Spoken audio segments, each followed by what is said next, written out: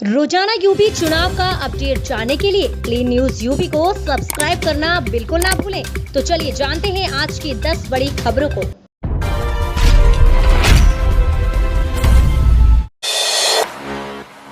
UP विधानसभा चुनाव आज 2 दिन की रायबरेली। यूपी विधानसभा चुनाव के पहले आज 2 दिन के रायबरेली दौरे पर पहुंचेंगे अखिलेश यादव।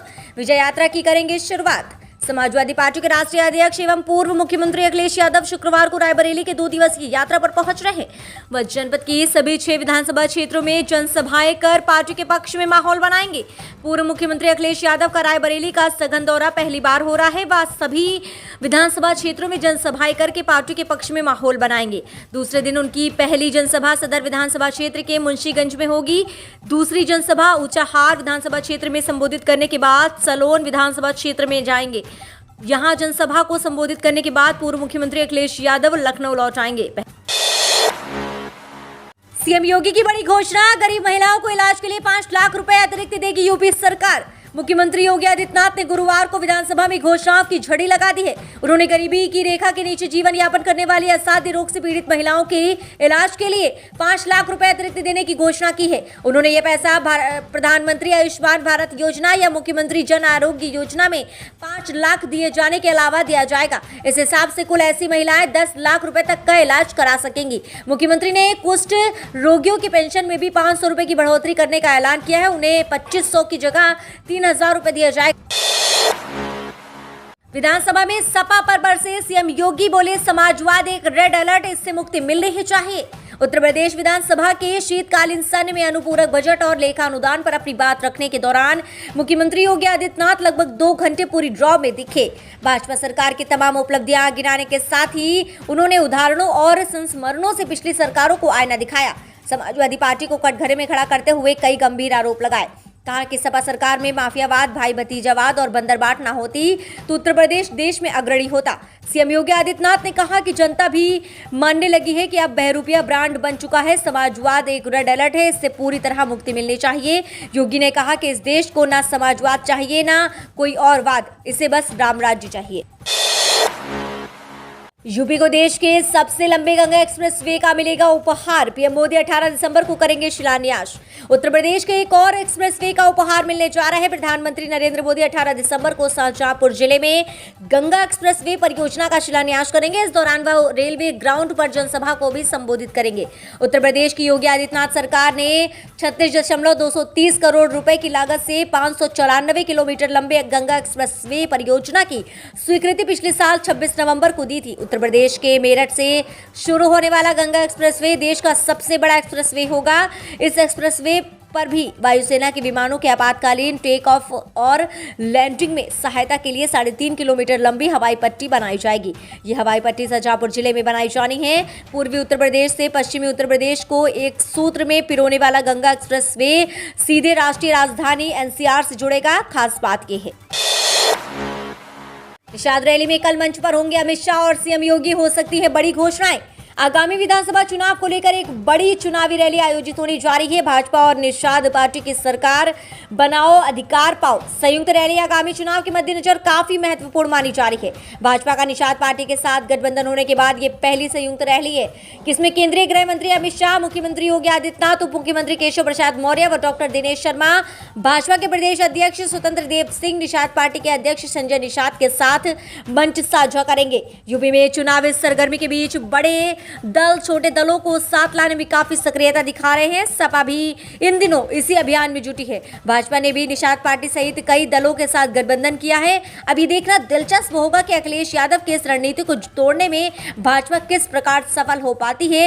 ऐसा माना जा रहा है कि भाजपा द्वारा इस संयुक्त निषाद रैली के माध्यम से प्रदेश में 3 से 4% आबादी वाले निषाद मछुआरा मतदाताओं को साधने का प्रयास किया जा रहा है। साथ ही ये भी कयास लगाए जा रहे हैं कि इस रैली में गृह मंत्री अमित शाह निषाद मछुआरा समुदाय के लिए कुछ बड़ी घोषणाएं कर सकते हैं। शिक्षा मित्र रसोइया और अन्वेषकों की सैलरी जल्द बढ़ा सकती है योगी सरकार, जानिए कितनी बढ़ोतरी का है प्रस्ताव। शिक्षा मित्रों के मानदेय में 1500 रुपए, अन्वेषकों में 1000 रुपए, रसोइयों में 500 रुपए और केजीबीवी के हेड कुक व रसोइयों के मानदेय में 1000 रुपए की बढ़ोतरी का प्रस्ताव बेसिक शिक्षा विभाग ने शासन को भेजा है, लेकिन लंबा समय बीत जाने के बाद भी मानदेय वृद्धि पर कोई निर्णय नहीं हो पाया है। बुधवार को बेसिक शिक्षा राज्य मंत्री डॉक्टर सतीश चंद्र द्विवेदी से शिक्षा मित्र संगठनों के साथ हुई वार्ता में भी इस पर कोई निर्णय नहीं हो पाया है। राज्य मंत्री ने आश्वस्त किया है कि जल्द ही मुख्यमंत्री इस पर निर्णय लेंगे। वहीं शिक्षा मित्रों ने फिर 40,000 रुपए मानदेय का मांग को दोहराया है। उपरोक्त प्रस्ताव नवंबर में शासन को भेजा गया था। इसी वर्ष अगस्त में आए अनुपूरक बजट में बेसिक शिक्षा परिषद के स्कूलों में काम कर रहे संविदा कर्मियों के मानदेय बढ़ोतरी की घोषणा की गई थी, लेकिन अभी तक शासन अंतिम निर्णय तक नहीं पहुंच सका। सभी शिक्षा मित्रों का मानदेय 10,000 रुपए, अनुदेशकों का 7,000 रुपए, रसोइयों का 1,500 रुपए व केजीबीवी के हेडकुक का 7,971 और रसोइयों का 5,848 रुपए मानदेय है। शिक्षा मित्रों का मानदेय 1,500 बढ़ाने पर सरकार पर 22.16 करोड़ रुपए, अनुदेशकों का 1,000 रुपए बढ़ाने पर सरकार पर 2.75 करोड़ रुपए, सरकारी रसोइयों का 500 रुपए बढ़ाने पर 18.87 करोड़ रुपए और केजीबीवी के हेडकुक का रसोइयों का मानदेय बढ़ाने पर 20 लाख रुपए का अतिरिक्त बोझ प्रतिमाह आएगा। बसपा ने बीजेपी पर तेज किए हमले, सतीश मिश्रा बोले सीएम को घोषणा मंत्री कह रहे हैं लोग। बसपा के मंडल स्तरीय कार्यकर्ता सम्मेलन में राष्ट्रीय महासचिव सतीश चंद्र मिश्रा ने भाजपा सरकार पर खूब शब्दबाढ़ छोड़े। बोले कि प्रदेश की जनता मुख्यमंत्री को घोषणा मंत्री कह रही है। सरकार ने विकास किया नहीं, इसलिए भाजपा के लोग भगवान राम के नाम पर जनता से वोट मांग रहे हैं। रामलीला मैदान में हुए सम्मेलन में राष्ट्रीय महासचिव सतीश मिश्रा ने कार्यकर्ताओं को चुनाव के लिए तैयार रहने का आह्वान किया। कहा कि 15 दिनों में चुनाव की घोषणा हो जाएगी, जिसके बाद जनता अपना वोट देकर बसपा की सरकार बना सकती है। चुनाव आने से 2 महीने पहले मुख्यमंत्री झूठी घोषणाएं कर रहे हैं। पूर्व मुख्यमंत्री मायावती ने संकल्प लिया है कि प्रदेश में सरकार आने पर कानून व्यवस्था बेहतर होगी, रोजगार और किसानों की फसल का वाजिब मूल्य दिलाना प्राथमिकता होगी। पूर्व मंत्री नकुल दुबे ने कहा कि बसपा की सरकार में ही कानून का राज था, वर्तमान समय में गुंडा राज चल रहा है। एमएसपी का मुद्दा अभी भी लंबित है। टिकैत ने सरकार की मंशा और नीतियों पर फिर उठाए सवाल। किसान नेता राकेश टिकैत ने गुरुवार को मुजफ्फरनगर में कहा कि फसलों के लिए न्यूनतम समर्थन मूल्य एमएसपी का बड़ा मुद्दा लंबित है। उन्होंने केंद्र सरकार की मंशा और नीतियों पर भी सवाल उठाया। भारतीय किसान संघ के राष्ट्रीय प्रवक्ता ने दिल्ली की सीमा पर गाजीपुर में 383 दिनों के विरोध के बाद घर लौटने पर केंद्र पर अपना हमला जारी रखा।